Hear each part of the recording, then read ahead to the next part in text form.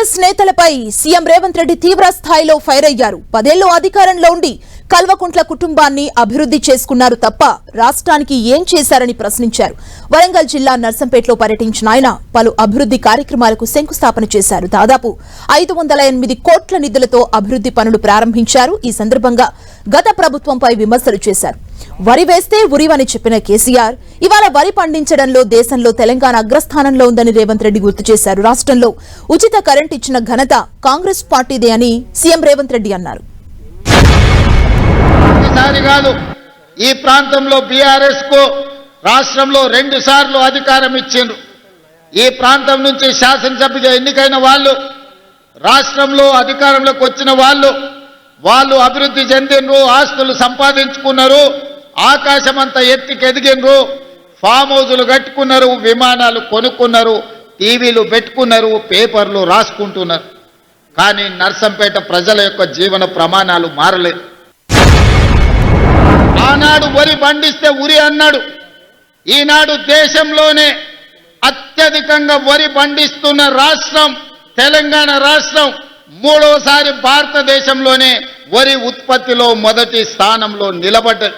1,56,56,00,000 metric టన్నుల ఉత్పత్తిని ఒకే ఒక్క సీజన్లో పండించి పంజాబ్, హర్యానాలను దాటుకొని ఆంధ్రప్రదేశ్ రాష్ట్రానికి 2 అధికంగా వడ్లు పండించిన రాష్ట్రం తెలంగాణ రాష్ట్రంలో ఉంది.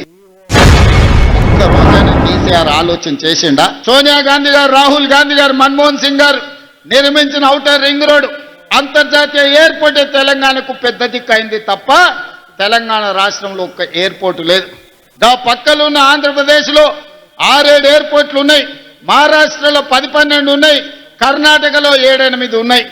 కానీ తెలంగాణ రాష్ట్రంలో 10 ఏళ్ళు వెళ్ళినోళ్లకు మరి ఎందుకు దేవుడు బుద్ధి కలిగించలేదో, జ్ఞానోదయం ఇవ్వలేదో, విదేశాలలో చదువుకున్నాం, సాంకేతిక నిపుణులం అని పెద్ద పెద్ద పొడుగు ఉపన్యాసాలు ఇస్తారు.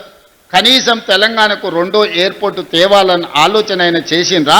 తెలంగాణకు లేని పోర్టుకు కనీసం రోడ్డైనా వేద్దామని ఆలోచన చేసిండ్రా?